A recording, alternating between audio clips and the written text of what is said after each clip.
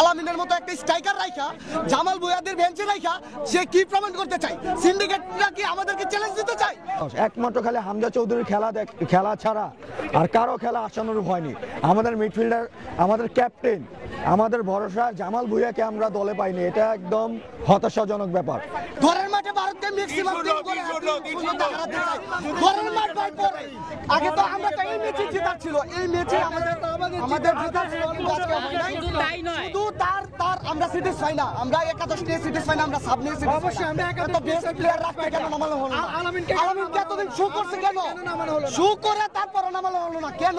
আমরা প্রশ্নের জবাব চাই। বাংলাদেশে 140 কোটি ভারতীয় কিং দেখাই দিয়েছিলেন যে বাঙালি কেন প্রিমিয়ার লিগের প্লেয়ারকে নিয়ে এসেছে, বাট আমাদের প্লেয়াররা আসলে যে 10-20 পারফরমেন্সের যে 10-20 এর ডিফারেন্স, 19-20 বা 18-20 না, 10-20 এর ডিফারেন্সের কারণে ওর সাথে সিনক্রোনাইজ পারফরমেন্স করতে পারছিলেন না।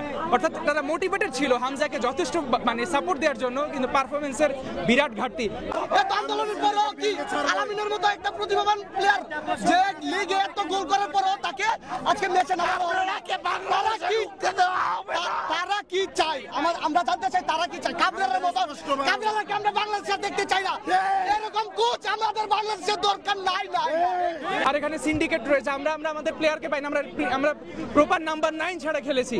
অর্থাৎ এখানে সিন্ডিকেটর রয়েছে এবং বাংলাদেশ যদি হোম ম্যাচে ভালো করতে পারে সেখানে আমরা জয়ের উল্লাস করবো এবং নভেম্বরে আমরা জিতবো অবশ্যই।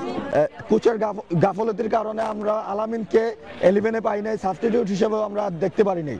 আমরা ভাবলাম অ্যাটলিস্ট 70 মিনিটে পরে আলামিনকে খেলানো হোক, যে হামজা লং বলগুলা যাতে বা ক্রসগুলা যাতে গোলে কনভার্ট করা যায়, কিন্তু তার মতো গোলে কনভার্টের মতো আমাদের কোনো ফরওয়ার্ড আমরা চোখে দেখি নাই।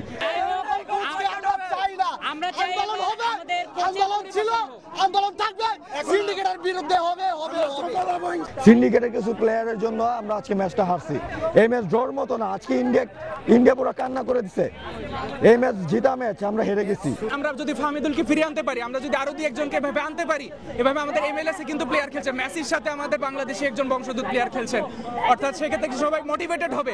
এখন এক্ষেত্রে যদি বাফুফে সিন্ডিকেটের কারণে প্লেয়াররা যদি বাংলাদেশে আসতে না পারে, এটার এফেক্ট কিন্তু সারা বিশ্বেই পড়তেছে। অর্থাৎ তখন আর ব্যারেড প্লেয়াররা তারা হবে না, তাদের কিন্তু একটা কমিউনিকেশন থাকে, হামজা থেকে তারা আপডেট পাবে। হামজা যেহেতু বিপিএল এর প্লেয়ার, অবশ্যই সেক্ষেত্রে তারা হামজা থেকে আপডেটেড পাবে। হামজা ভালো অ্যাপ্রোচ করতে পারে, কিন্তু তারা ফাহমিদুল কিংবা বিভিন্ন ধরনের নেগেটিভ অ্যাপ্রোচের কারণে তারা আসবে না। কাজেম শাহ যদি আপনার ইনজুরিতে পড়তোই, গতকালকেই পড়তো, আমাদের নিউজ চলে আসতো। ফাহমিদুলকে যেভাবে সিন্ডিকেট করে বের করে দেওয়া হয়েছে, কাজেম শাহর বিরুদ্ধে একদম সেম কাজটাই করেছে। খেলা 4 ঘন্টা আগে কিভাবে সিন্ডিকেট ইনজুরি পড়ে, কারণ সে তো আর এই হোটেল রুমে তো আর সে প্র্যাকটিস করে নাই। আমরা বাফুফের সদিচ্ছা চাই, আর কোনো কথা নাই। সেক্ষেত্রে সিন্ডিকেট মুক্ত বাফুফে চাই এবং বাফুফের সদিচ্ছা চাই। প্রবাসী ফুটবলারদের ফিরিয়ে আনতে হবে, তারা প্রবাসী না, তারা বাংলাদেশি হিসেবে আসবে। প্রবাসী নাম আমরা ট্যাগ চাই না, আমরা বাংলাদেশি ফুটবলার হিসেবে তাদেরকে চাই। জি ভাই, ভাই হামজাকে রিড করতে পারতেছিলাম না আমরা, কারণ হামজা ডিফেন্সে খেলতেছিল, হামজা অ্যাটাকিং মিডফিল্ডে খেলতেছিল, কিন্তু হামজার মেইন পজিশন ছিল এটিএম। হামজা ডিফেন্সেও যাচ্ছিল, আবার ডিবক্সে চলে যাচ্ছিল। অর্থাৎ পারফরমেন্সের যে আমাদের অন্য 11 জন, অন্য 10 জনের যে পারফরমেন্সের যে ডিফারেন্স ছিল, সেক্ষেত্রে আমরা তার সাথে সিনক্রোনাইজ করতে পারি না। এখানে আমাদের ব্যর্থতা।